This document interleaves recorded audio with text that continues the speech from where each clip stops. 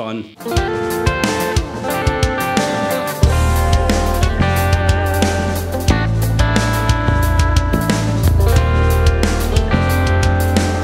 Hi, Sam Bell here. I'm at 42 Gear Street 2 and I'm joined by the ridiculously just tasty player, Ross Campbell. Oh, thanks so much, Sam. We've just been here for the last few days. It's been a whirlwind. It really has been. It's so great to meet you.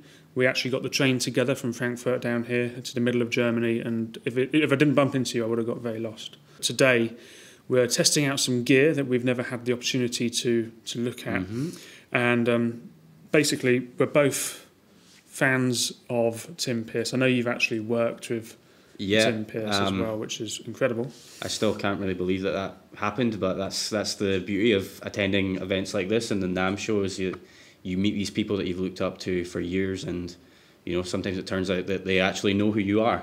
Yeah, and it's strange. It feels quite surreal. But Tim's a super lovely guy, and it was amazing to get to go to that studio that I've seen in so many videos and just sit down. Iconic, and then talk guitar with the man himself. I was going to say, it's well deserved as well. When you meet these people, they know it's coming full circle. When you put the work in, it comes back, and I think it's great to hear. Right, being recognised by your heroes that way. So it's great. Hopefully, we can sound like Tim Pierce if we haven't. We've literally not tested this at all. We've not. Okay. We've not. What are we going into? It's the Steve Vai signature Synergy module. Yes. That was a lot of S's. But that sounds kind of crazy. People might associate Steve Vai with kind of high gain kind of thing. But the clean channel on this module is based upon a bassman style. Yeah, Henning was just saying that. Yeah. It's awesome to play. We've got some Nik Huber guitars here as well. I'm playing the Piet. This is super light. It's made out of an incredible wood. He said it's something like it's the aluminium of wood. It's so light, and it sounds great. And you've got this stunning. I've got this. I think this is called the Redwood. Don't really know much about this guitar, but it's just, as I was saying in the video we just shot, it is obviously a stunning instrument, and it feels just super smooth to play. I'm going to turn this pedal on, and I've left the settings at roughly noon, and I'd love to hear how you sound. Okay, let's do it. Cool. We go for this is just the drive, the let's Synergy module alone. Let's give the clean.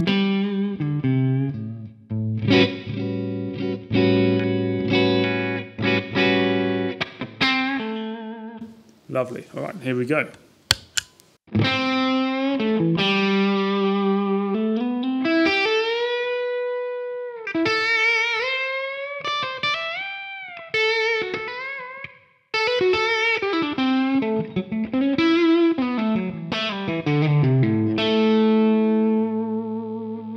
Should we try? I mean, that's the drive about noon. But let's just see what kind of where we can go without engaging the boost.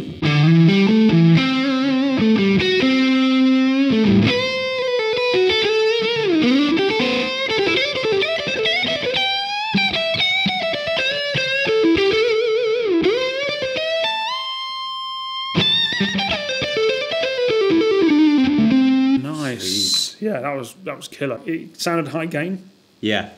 Getting into that territory, but it had a sweetness. How about this power amp feature? I'm assuming he talks a lot about getting the power amp drive going, and I'm wondering if this kind of emulates that. But what I'll do is let's just go for a more subdued. Yeah, let's hear you play, and I'll adjust for you. Yeah. I'd like to have a little. Yeah, then we'll try the power amp feature. Yeah.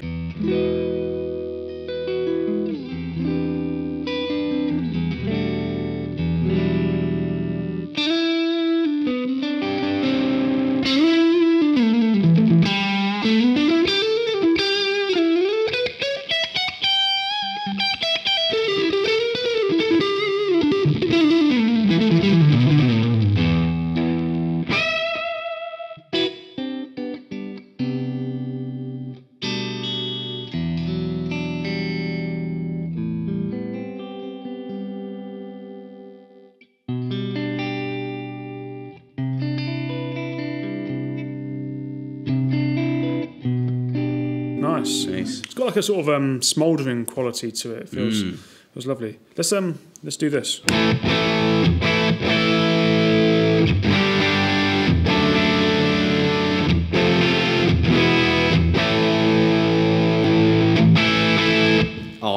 that immediately adds so much body.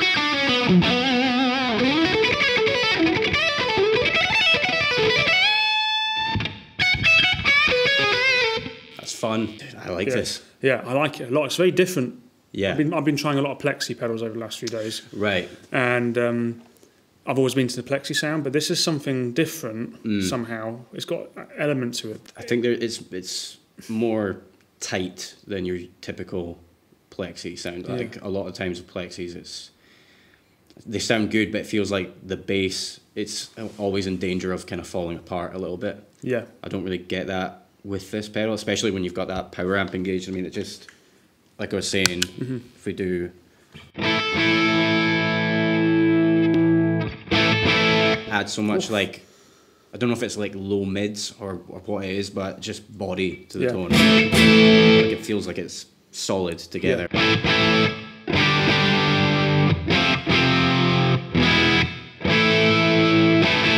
Don't know about you, but I just can't think of anything new to play over the past few days. Yeah, everyone's been in the key of E.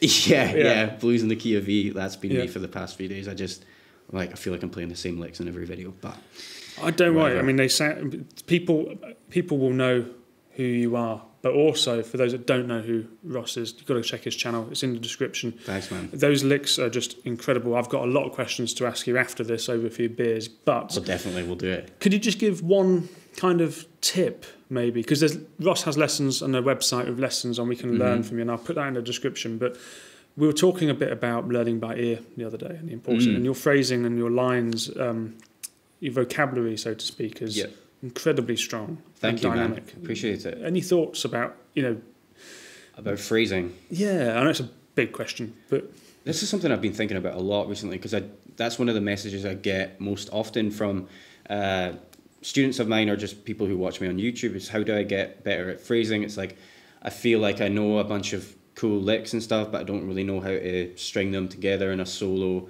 or it feels like I run out of ideas when I'm soloing. How do I get better at phrasing? And my number one tip is not to do with actually physically playing the guitar. It's to always be listening to the players that you want to sound like. So right now, I mean, for the past year, I've been on a bit of like a Matt Schofield, Josh Smith binge, where I'm actively listening to those guys, to their records, their live recordings, watching videos of them play. I'm always listening to them like on a daily basis, because I want to get that sort of blues finesse phrasing. I want to get that like deep into my subconscious. Yeah. Because when you do that, you find that sometimes you're improvising and playing, and then a cool lick comes out and you think, oh, where did that come from? Like, I've never done that before. And then you realize later, oh, that's what I've been listening to for the past few weeks. Yeah. So listening is really key, but then after that, it's transcribing what you've been listening to. So that doesn't necessarily have to mean literally sitting down with Guitar Pro and making a tab file or doing notation. It can literally just mean you sitting there with a video of Matt Schofield or whoever, and then working out, okay, what position is he starting in there? Work it out piece by piece, and do that every day. Just find like a small segment every day that you can work out by ear, because that's going to improve your phrasing, because you're sort of inheriting the way they phrase licks and stuff, and it also improves your ability to work things out by ear, which is a really invaluable skill to have. To respond in the moment, as well as a session musician or recording, it's there, because it's like a language. That's the cliche. Yeah, is sometimes I get students that come. We've only got a few minutes here, but we get students that come and they go, "What do I practice?" And often, actually, the art of transcription and learning by ear, if there's anything they can't get, that immediately points to what they need to work on. Or myself, I know that, what is that sound? What's the chord that's happening over? or, you know, I never really worked on that kind of bending or something like that. It could be anything, but it directly points you to that. And for practice, I'm lazy, I don't have a routine, but that often helps me go, I'm going to spend 10 minutes now, today or this week, every day, doing this particular thing. And it's something that's instantaneous and simple that you can apply to your playing, which will make a big difference. Yeah. And people want to play with you because you sound better. Yeah, because you're working on those things, right? Yeah, absolutely. Thank you so much, Ross. Like I say, links to Ross's channel and website in the description, and be sure to check out all the other stuff here at 42 Gear Street. If you follow the hashtag 42GS2, you'll be able to see everything that's been going on. I want to thank Henning as well. We want to thank Henning, really, because he's been amazing and giving us this opportunity and letting us use these incredible studios. And a big shout out again to Nik Huber for letting us play these wonderful guitars, and J Rocket Audio, and Tim Pierce. Tim, hook us up. Yeah.